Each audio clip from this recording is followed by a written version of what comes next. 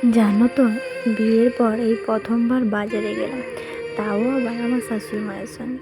আমাদের মা একাই বাজার করে, যেহেতু আমার বর বা আমার শ্বশুর কেউ থাকে না, সেহেতু মা একাই বাজার করে। আজকে মায়ের সঙ্গে গেলাম, আর যেহেতু আমাদের বাথরুমের এখন কাজ হচ্ছে, সেই জন্য তার কিছু কেনাকাটাও করতে গেলাম।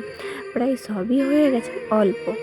তো বাজারে যাচ্ছি, যেহেতু আমাদের বাড়ি থেকে বাজারটা একটু দূরে, তো ওই জন্য গেলাম, মানে অনেক কিছু নেওয়ার আছে।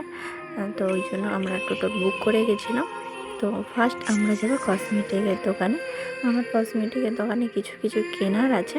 তো তোমাদের সঙ্গে আমি পুরো ভিডিওটা শেয়ার করব, যতটা পারবো। তোমরা ভিডিওটা স্কিপ না করে পুরো ভিডিওটা দেখতে থাকো।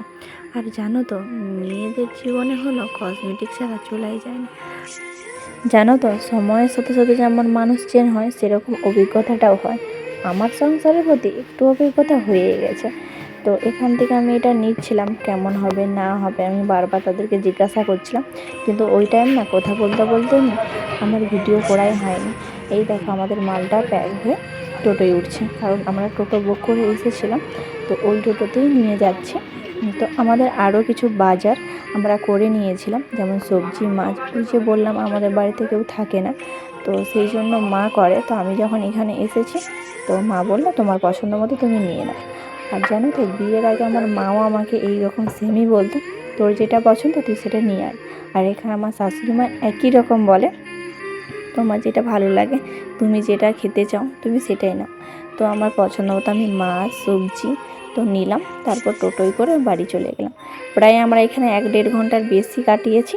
তো এবার যাব বাড়িতে। আর জানো তো, আমাদের বাড়ির রাস্তায় তোমাদেরকে গ্রামের পুরো লুকটা তোমাদেরকে দেখাবো।